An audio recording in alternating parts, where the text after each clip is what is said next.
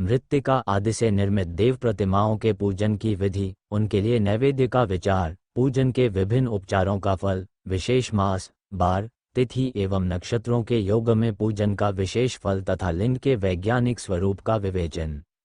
ऋषिगण बोले, हे साधु शिरोमणे, अब आप पार्थिव प्रतिमा की पूजा का वह विधान बताइए जिस पूजा विधान से समस्त अभीष्ट वस्तुओं की प्राप्ति होती है। वनसूत जी बोले, हे महर्षियों, तुम लोगों ने बहुत उत्तम बात पूछी है।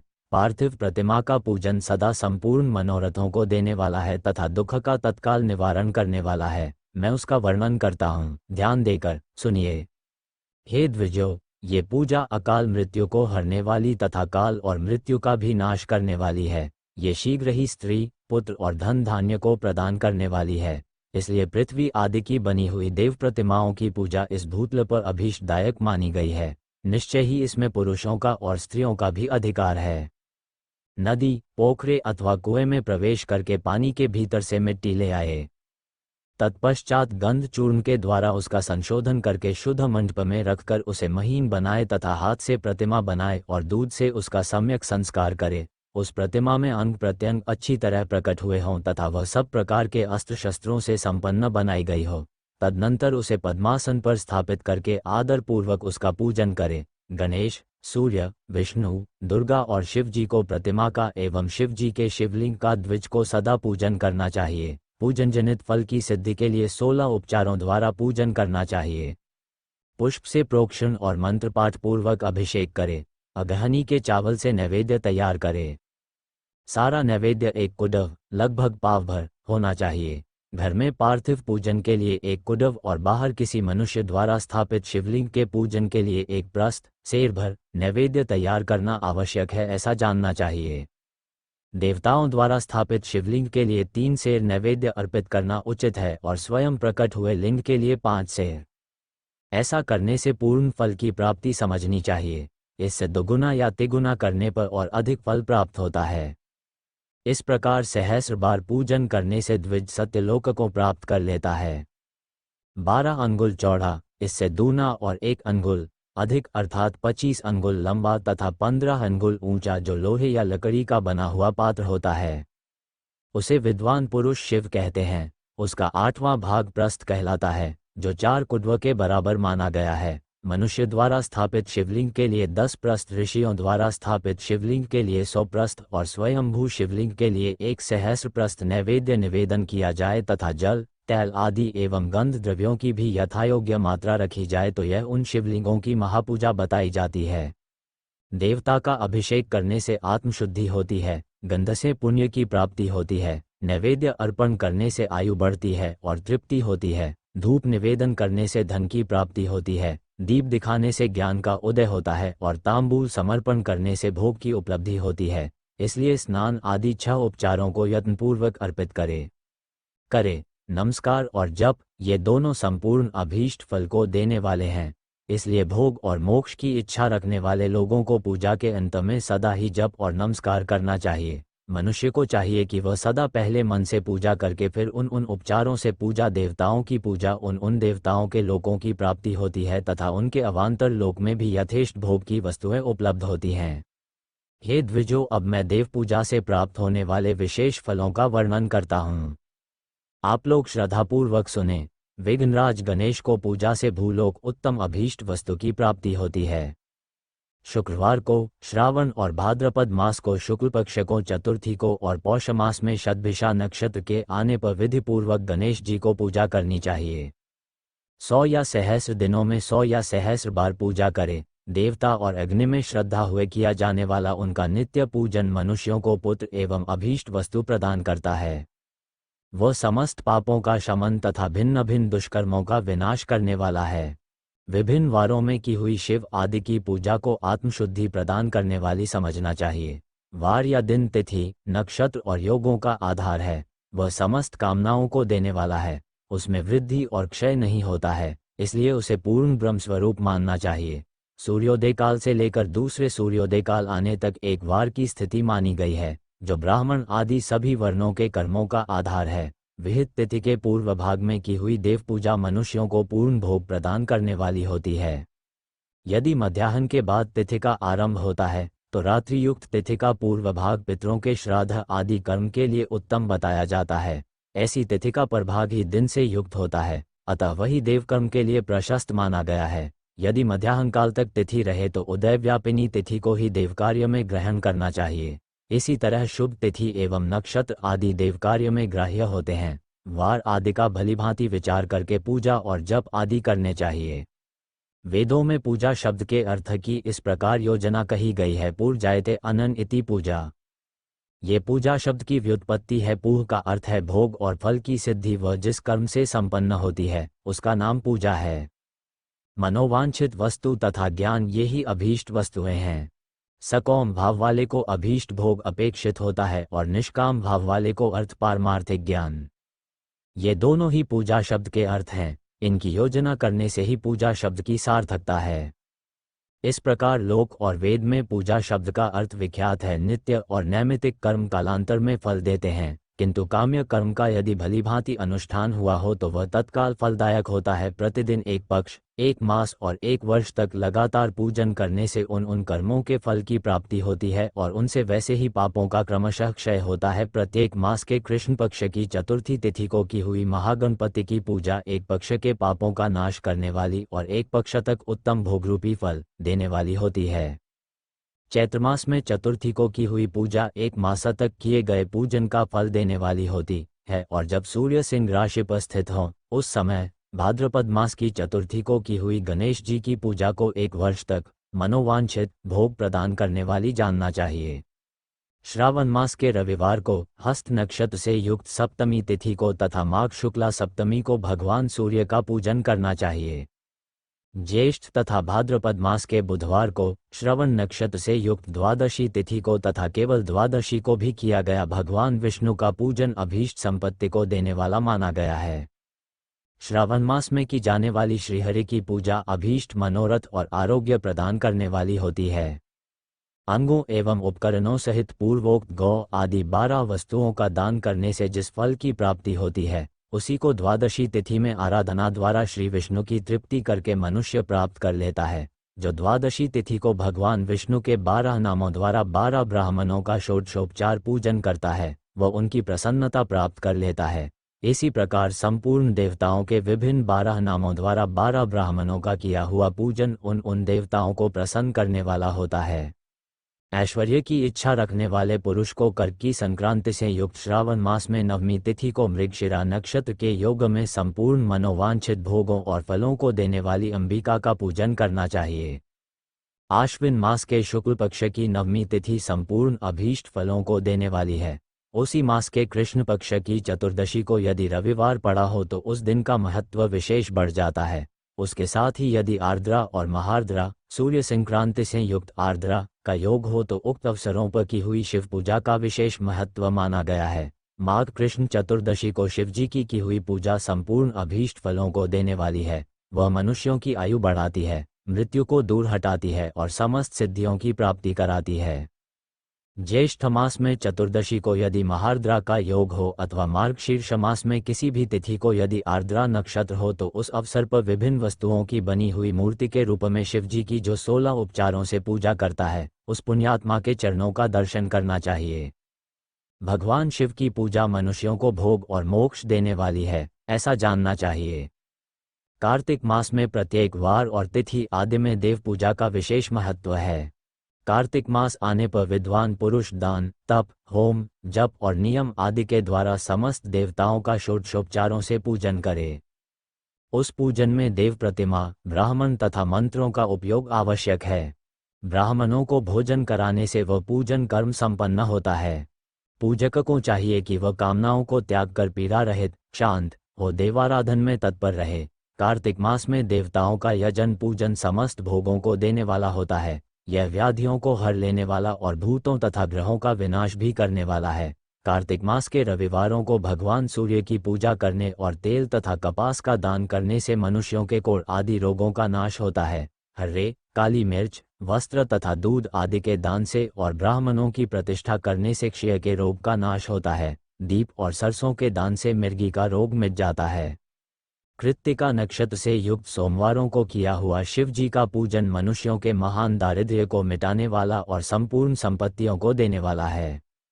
घर की आवश्यक सामग्रियों के साथ ग्रह और क्षेत्र आदि का दान करने से भी उक्त फल की प्राप्ति होती है। कृत्तिकायुक्त मंगलवारों को श्री स्कंद का पूजन करने से तथा दीपक एवं घंटा आदि का दान देने से मनुष्यों को शीघ्र ही वासिद्धि प्राप्त हो जाती है। कृत्तिकायुक्त बुधवारों को किया हुआ श्री विष्णु का यजन तथा दही भात का दान मनुष्यों को उत्तम संतान की प्राप्ति कराने वाला होता है। कृत्तिकायुक्त गुरुवारों को धन में ब्रह्मा जी का पूजन तथा मधु, सोना और घी का दान करने से मनुष्यों के भोग वैभव की वृद्धि होती है। कृत्तिकायुक्त शुक्रवारों को गजानन गणेश जी की पूजा करने से तथा गंध, पुष्प एवं अन्न का दान देने से मानवों के सुख भोगने योग्य पदार्थों की वृद्धि होती है। उस दिन सोना, चांदी आदि का दान करने से वंध्या को भी उत्तम पुत्र की प्राप्ति होती है। कृत्तिकायुक्त शनिवारों को दिक्पालों की वंदना, दिग्गजों नागों सेतुपालों का पूजन और त्रिनेत्रधारी रुद्र तथा पापहारी विष्णु का पूजन ज्ञान की प्राप्ति कराने वाला है। ब्रह्मा, धन्वंतरी एवं दोनों अश्विनी कुमारों का पूजन करने से रोग तथा अपमृत्यु का निवारण होता है और तात्कालिक व्याधियों की शांति हो जाती है। नमक, लोहा, तेल और उड़द आदि का त्रिकटु, सौंठ, पीपल और गोल मिर्च, फल, गंध और जल आदि का तथा घृत आदि द्रव पदार्थों का और सुवर्ण, मोती, धान्य आदि ठोस वस्तुओं का भी दान देने से स्वर्गलोक की प्राप्ति होती है। इनमें से नमक आदि का मान कम से कम 1 प्रस्थ, सेर और सुवर्ण आदि का मान कम से कम 1 पल होना चाहिए। धनु की संक्रांति से युक्त पौष मास में उषः काल में शिव आदि समस्त देवताओं का पूजन क्रमशः समस्त सिद्धियों की प्राप्ति कराने वाला होता है। इस पूजन में अगहनी के चावल से तैयार किए गए हविष्य का उत्तम बताया जाता है। पौष मास में नाना प्रकार के अन्न का नैवेद्य विशेष महत्व रखता है। मार्गशीर्ष मास में केवल अन्न का दान करने वाले मनुष्य को संपूर्ण अभीष्ट फलों की प्राप्ति हो जाती है। मार्गशीर्ष मास में अन्न का दान करने वाले मनुष्य के सारे पाप नष्ट हो जाते हैं। वह अभीष्ट सिद्धि, आरोग्य, धर्म, वेद का सम्यक ज्ञान, उत्तम अनुष्ठान का फल, इहलोक और परलोक में महान भोग तथा अंत में सनातन योग, मोक्ष तथा वेदांत ज्ञान की सिद्धि प्राप्त कर लेता है। जो भोग की इच्छा रखने वाला है वह मनुष्य मार्गशीर्ष मास आने पर कम से कम 3 दिन भी उषः काल में अवश्य देवताओं का पूजन करे और पौष मास को पूजन से खाली न जाने दे। उषः काल से लेकर संध्या काल तक ही पौष मास में पूजन का विशेष महत्व बताया गया है। पौष मास में पूरे महीने भर जितेंद्रिय और निराहार रहकर दिन प्रातः काल से मध्याह्न काल तक वेद माता गायत्री का जप करे। तत्पश्चात रात को सोने के समय तक पंचाक्षर आदि मंत्रों का जप करे। ऐसा करने वाला ब्राह्मण ज्ञान पाकर शरीर छूटने के बाद मोक्ष प्राप्त कर लेता है। विजेतर नर नारियों को त्रिकाल स्नान और पंचाक्षर मंत्र के ही निरंतर जप से विशुद्ध ज्ञान प्राप्त हो जाता है। इष्ट मंत्रों का सदा जप करने से बड़े पापों का भी नाश हो जाता है। पौष मास में विशेष रूप से महानैवेद्य चढ़ाना चाहिए। यहाँ बताई सभी वस्तुएं 12 की संख्या में समझनी चाहिए। चावल 12, भार, काली मिर्च 12, प्रस्थ, मधु और पत 12, कुडव, मूंग 12, ड्रोन 12 प्रकार के व्यंजन, घी में तले हुए पुए, लड्डू और चावल के मिष्टान 12, प्रस्थ, दही और दूध और 12 नारियल आदि फल, 12 सुपारी, कर्पूर, कत्था और 5 प्रकार के सुगंध द्रव्यों से युक्त 36 पत्ते पान से महानैवेद्य बनता है। इस महानैवेद्य को देवताओं को अर्पण करके वर्णानुसार उस देवता के भक्तों को दे देना चाहिए। इस प्रकार के ओडन नैवेद्य से मनुष्य पृथ्वी पर राष्ट्र का स्वामी होता है। महानैवेद्य के दान से स्वर्ग प्राप्ति होती है। द्विजश्रेष्ठ हो, 1000 महानैवेद्यों के दान से सत्यलोक प्राप्त होता है और उस लोक में पूर्णायु प्राप्त होती है एवं 30,000 महानैवेद्यों के दान से उसके ऊपर के लोकों की प्राप्ति होती है तथा पुनर्जन्म नहीं होता। 36,000 महानैवेद्यों को जन्म नैवेद्य कहा गया है। उतने नैवेद्यों का दान महापूर्ण कहलाता है। महापूर्ण नैवेद्य ही जन्म नैवेद्य कहा गया है। जन्म नैवेद्य के दान से पुनर्जन्म नहीं होता। कार्तिक मास में संक्रांति, व्यतिपात, जन्म नक्षत्र, पूर्णिमा आदि किसी पवित्र दिन को जन्म नैवेद्य चढ़ाना चाहिए। संवत्सर के प्रारंभिक दिन को भी उत्तम जन्म नैवेद्य का अर्पण करना चाहिए।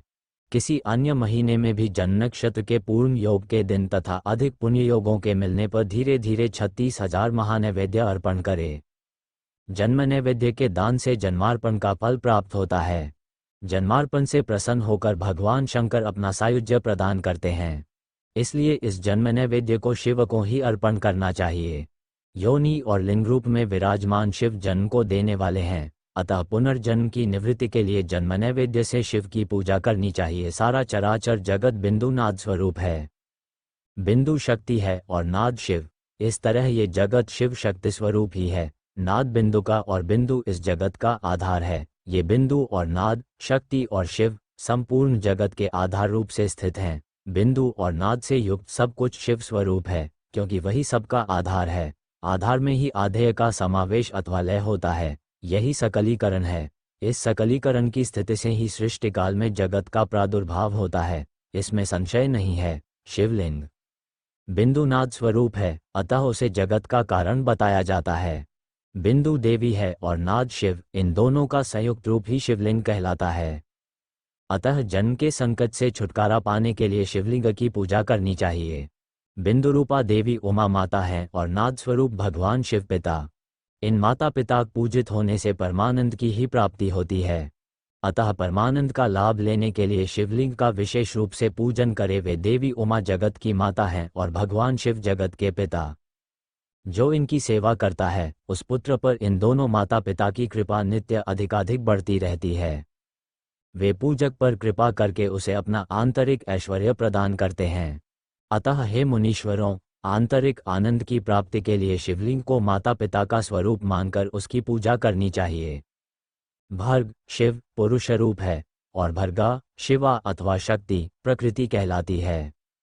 अव्यक्त आंतरिक अधिष्ठान रूप गर्भ को पुरुष कहते हैं और सुव्यक्त आंतरिक अधिष्ठानभूत गर्भ को प्रकृति।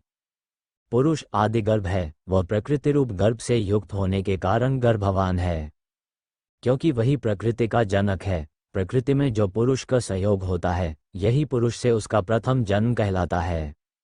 अव्यक्त प्रकृति से महतत्वाय के क्रम से जो जगत का व्यक्त होना है, यही उस प्रकृति का द्वितीय जन्म कहलाता है। जीव पुरुष से ही बार बार जन्म और मृत्यु को प्राप्त होता है। माया द्वारा अन्य रूप से प्रकट किया जाना ही उसका जन्म कहलाता है। जीव का शरीर जन्मकाल से ही जीर्ण 6 भाव विकारों से युक्त होने लगता है, इसीलिए उसे जीव ये संज्ञा दी गई है। जो जन्म लेता और विविध पाशों द्वारा बंधन में पड़ता है, उसका नाम जीव है। जन्म और बंधन जीव शब्द का ही अर्थ है। अतः जन्म मृत्यु रूपी बंधन की निवृत्ति के लिए जन्म के अधिष्ठानभूत माता पितृस्वरूप शिवलिंग का भली भांति पूजन करना चाहिए। शब्दादि पंच तन्मात्राओं तथा पंचेंद्रियों से विषय ग्रहण करने से भ अर्थात वृद्धि को, गच्छति अर्थात प्राप्त होती है, इसलिए भग शब्द का अर्थ प्रकृति है। भोग ही भग का मुख्य शब्दार्थ है। मुख्य भग प्रकृति है और भगवान शिव कहे जाते हैं। भगवान ही भोग प्रदान करते हैं, दूसरा कोई नहीं दे सकता। भग प्रकृति का स्वामी भगवान ही विद्वानों द्वारा भर्ग कहा जाता है।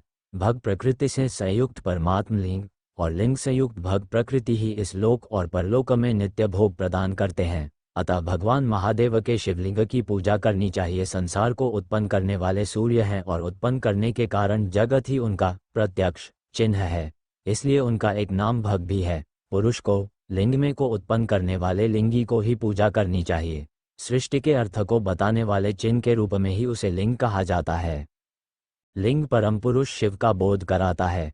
इस प्रकार शिव और शक्ति के मिलन के प्रतीक को ही शिवलिंग कहा गया है। अपने चिन्ह के पूजन से प्रसन्न होकर महादेव उस चिन्ह के कार्यरूप जन्मादि को समाप्त कर देते हैं तथा पूजक को पुनर्जन्म की प्राप्ति नहीं होती। अतः सभी लोगों को यथाप्राप्त बाह्य और मानसिक षोडशोपचारों से शिवलिंग का पूजन करना चाहिए। रविवार को की गई पूजा पुनर्जन्म का निवारण कर देती है। रविवार को महालिंग की प्रणव ओम से ही पूजा करनी चाहिए। उस दिन पंचगव्य से किया गया अभिषेक विशेष महत्व का होता है। गोबर, गोमूत्र, गोदुग्ध, उसका दही और गोघृत पंचगव्य कहे जाते हैं। गाय का दूध, गाय का दही और गाय का घी, इन तीनों को पूजन के लिए शहद और शक्कर के साथ पृथक पृथक भी रखे और इन सबको मिलाकर सम्मिलित रूप से पंचामृत भी तैयार कर ले। इनके द्वारा शिवलिंग का अभिषेक एवं स्नान कराए। फिर गाय के दूध और अन्न के मेल से नैवेद्य तैयार करके प्रणय मंत्र के उच्चारण पूर्वक उसे भगवान शिव को अर्पित करे। संपूर्ण प्रणव को ध्वनिलिंग कहते हैं। स्वयंभू लिंग नाद स्वरूप होने के कारण नादलिंग कहा गया है। यंत्र या अर्धा बिंदु स्वरूप होने के कारण बिंदु लिंग के रूप में विख्यात है। उसमें अचल रूप से प्रतिष्ठित जो शिवलिंग है वह मकार स्वरूप है, इसलिए मकार लिंग कहलाता है। सवारी निकालने आदि के लिए जो चरलिंग होता है वह उकार स्वरूप होने से उकार लिंग कहा गया है, तथा पूजा को दो देने वाले जो गुरु या आचार्य हैं उनका विग्रह अकार का प्रतीक होने से अकार लिंग माना गया है। इस प्रकार प्रणव में प्रतिष्ठित अकार, उकार, मकार, बिंदु, नाद और ध्वनि के रूप में लिंग के 6 भेद हैं। इन 6 लिंगों की नित्य पूजा करने से साधक जीवन मुक्त हो जाता है, इसमें संशय नहीं है। भक्तिपूर्वक की गई शिव पूजा मनुष्यों को पुनर्जन्म से छुटकारा दिलाती है। रुद्राक्ष धारण से 1/4, विभूति भस्म धारण से आधा, मंत्रजप से 3/4 और पूजा से पूर्ण फल प्राप्त होता है। शिवलिंग और शिव भक्त की पूजा करके मनुष्य मोक्ष प्राप्त करता है। हे द्विजो, जो इस अध्याय को ध्यानपूर्वक पढ़ता सुनता है उसकी शिव भक्ति सुदृढ़ होकर बढ़ती रहती है।